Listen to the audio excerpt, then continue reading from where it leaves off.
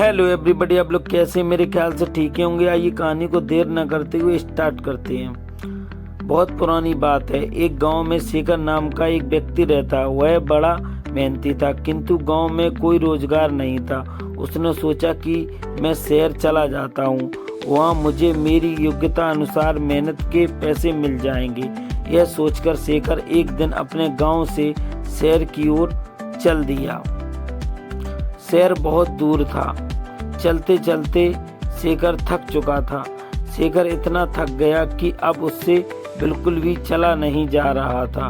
वह थक कर वहीं बैठ गया। तभी शेखर ने देखा कि वहाँ से कुछ दूरी पर एक झोपड़ी है और झोपड़ी में एक घोड़ा बंधा हुआ है। शेखर ने सोचा क्यों ना इस घोड़े को किराए पर ले लूं और इसी से शहर चला जाता हूँ। शेखर जैसे तैसे झोपड़ी तक पहुंचा। शेखर ने देखा वहां एक व्यक्ति खड़ा हुआ है। शेखर समझ गया कि यह अवश्य घोड़े का मालिक है। शेखर उस व्यक्ति से बोला, मुझे आगे शहर जाना है और शहर यहाँ से कई किलोमीटर दूर है। मैं बुरी तरीके से थक चुका हूँ, तो क्या मैं आपका घोड़ा ले सकता हूँ? इस पर घोड़े का मालिक झुंझलाते हुए बोला, तुम्हें क्या मैं घोड़े ऐसे ही दे दूं? शेखर बोला, मैं आपसे घोड़ा फ्री में नहीं लूंगा, इसके बदले में मैं आपको घोड़े का किराया दूंगा।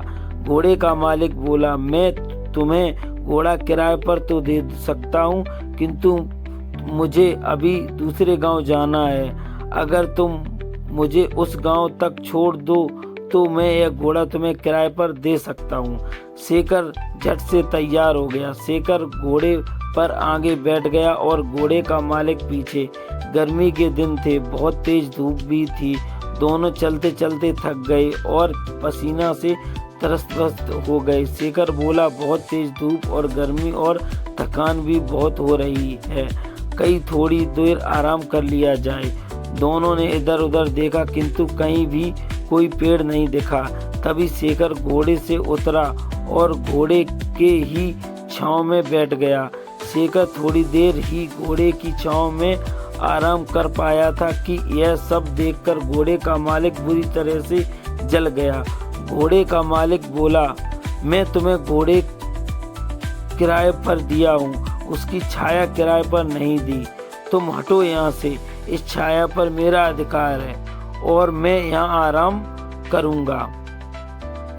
यह सुनकर शेखर बोला, महानुभाव, आप यह कैसी बात कर रहे हैं? मैंने अगर घोड़ा किराए पर लिया है तो उसकी छाया पर भी मेरा ही अधिकार है। अगर आप चाहे तो आप भी इस छाया में मेरे साथ बैठकर आराम कर सकते हैं। लेकिन घोड़े का मालिक बड़ा ही जिद्दी था।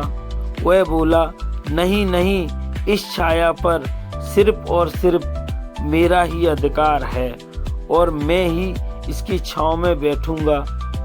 तुम हटो यहाँ से।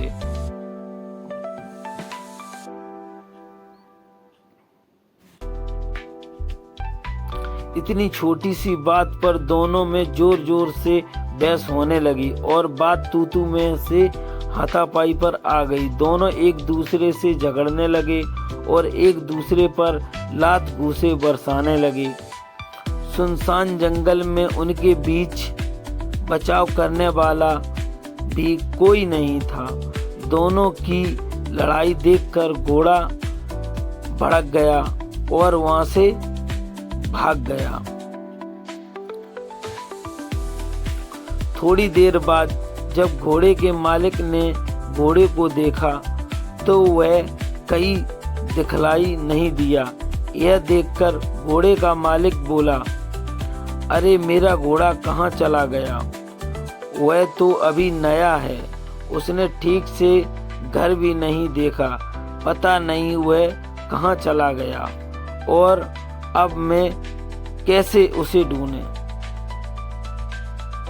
तभी शेखर बोला, अच्छा हुआ, तुम जैसे लोगों के साथ ऐसा ही होना चाहिए। अभी तुम छाया के लिए परेशान हो रहे थे, अब घोड़े की काया के लिए परेशान होना।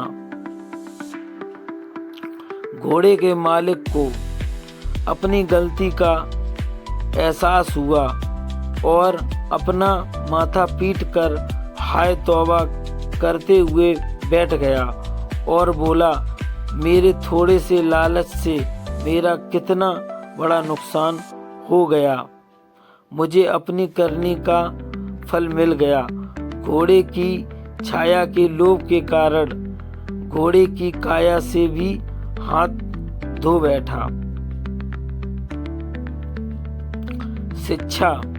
इस कहानी से हमें शिक्षा मिलती है कि लालच बुरी बलाए है और कभी कभी छोटे से लोभ के कारण बड़ा नुकसान उठाना पड़ सकता है।